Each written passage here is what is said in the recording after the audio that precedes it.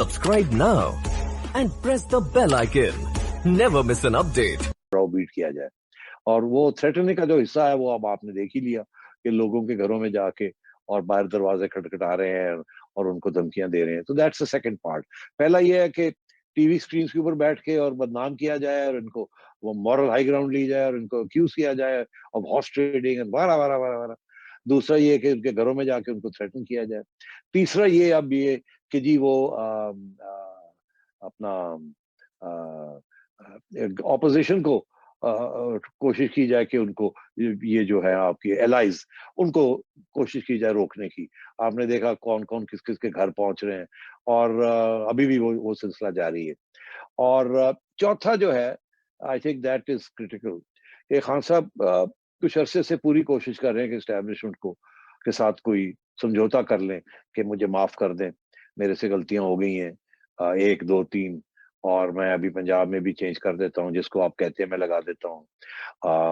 Army chief को मैं extension भी दे देता हूँ अगर वो चाहते हैं, अगर वो नहीं चाहते तो जिसको और चाहते हैं उसको अनाउंस कर देता हूँ और वगैरह वगैरह। और मुझे अगली इलेक्शन तक रहने, मुझे इजाजत होनी चाहिए कि सेम पेज पे आ जाएं और मैं ये वगैरह वगैरह। तो ये वो लगे हुए हैं, ये इससे छोड़ी नहीं है। इसमें एक एक दो दो दो तीन तीन करके मिनिस्टर्स जाते हैं मिलने के लिए चीफ को, और ये मेरी खबर है। और उसमें 4-5 मिनिस्टर्स हैं जो कि रेगुलरली जा रहे हैं और कोशिश कर रहे हैं समझाने की कि यार हमें न्यूट्रल ना रहे प्लीज।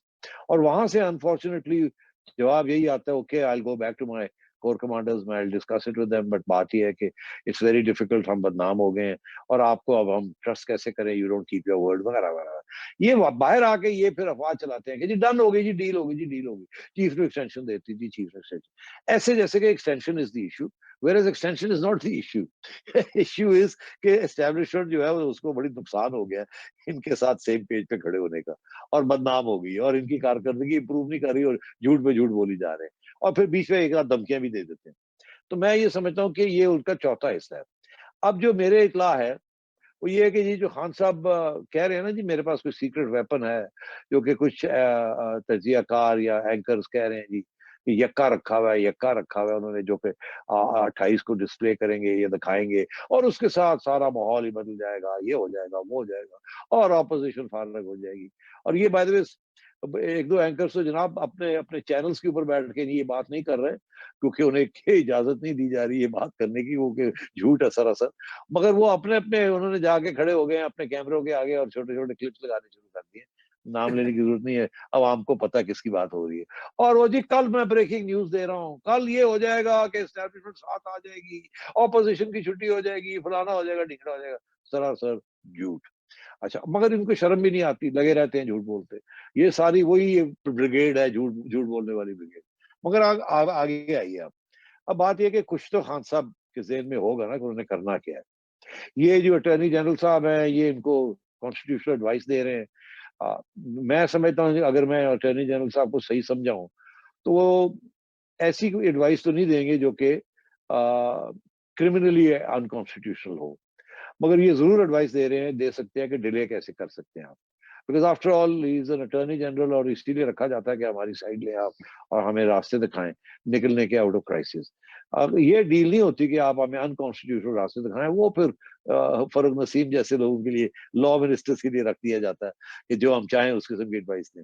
मगर खालिद साहब जो है मेरा ख्याल है वो उन्होंने यही एडवाइस देंगे कि अगर ये देखें ना ये तो ठीक नहीं है, ये अनकॉन्स्टिट्यूशनल है, ये अनकॉन्स्टिट्यूशनल है, ये अगर आप अदालत जाएंगे तो आप हार जाएंगे, अगर आप ऐसे करेंगे तो ये चैलेंज होगा, तो ये होगा, वो इस किस्म की एडवाइस जरूर देंगे।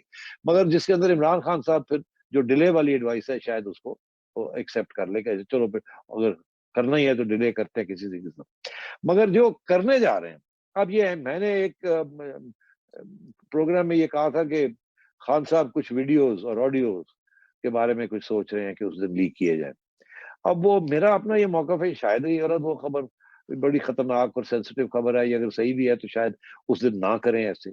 मगर अगर ऐसे होता है, अगर ऐसे होता है तो फिर सवाल ये खड़ा होगा कि उसमें क्या चीज है जिसके साथ उनका ख्याल है कि ऑपोजिशन जो है वो फारग हो जाएगी। अब मेरा ख्याल ये है वो फारग हो जाएगी, इससे ज्यादा वो बात नहीं कर रहे। मेरा ख्याल है ऑपोजिशन तो किसी मूड में नहीं है फारग होना। आप उनको डंडे मारें, आप उनके खिलाफ 10 वीडियो निकाल दें ऑपोजिशन के खिलाफ, कोई फर्क नहीं पड़ेगा उनको। वो अब वहां पहुंचे हुए हैं जहां उनको विक्ट्री नजर आ रही है। They are not going to back off. वो तो पॉलिटिशियंस के ऊपर एक दूसरे गालियां तो करते ही रहते हैं, कीचड़ भी उछालते रहते हैं, अनदर इशू। इसके साथ ऑपोजिशन नहीं हटेगी। तो क्या चीज है जो खान साहब समझते हैं कि जिसके साथ प्रेशर पड़ जाएगा ऑपोजिशन के ऊपर, इनडायरेक्टली नॉट डायरेक्टली, कि वो शायद उसको सोचना पड़ जाए। वो सिर्फ एक ही चीज हो सकती है कि वो एस्टैब्लिशमेंट के किसी सरबराह को या किसी लीडिंग फिगर के बारे में कोई ऐसी बातें कर दें जिसके साथ एस्टैब्लिशमेंट जो है वो डिवाइड हो जाए और एस्टैब्लिशमेंट में कुछ हिस्से बदनाम हो जाएं। और फिर खान साहब जो हैं उसका फायदा उठाते हुए प्रेशर डालें कि आप देखें, आप फारग हो जाएं, मैं किसी और को लगा देता हूं, and so on and so fourth. आप इससे ज्यादा शायद मैं नहीं कह सकता।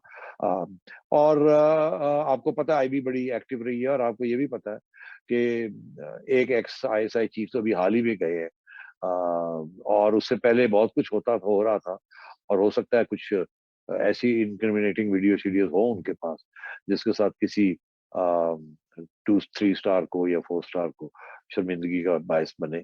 तो ये इस किस्म की चीज हो सकती है। मगर मैं फिर एक बात कहूंगा कि अगर खान साहब ये कदम उठाते हैं, ये बड़ा खतरनाक कदम है।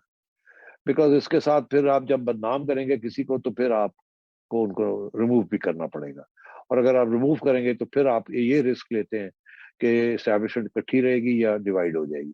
अगर वो इकट्ठी रहती है तो वो आपकी ऐसी तैसी कर देगी, और अगर वो डिवाइड हो जाती है तो शायद आप कामयाब हो जाएं उनको डिवाइड करने में।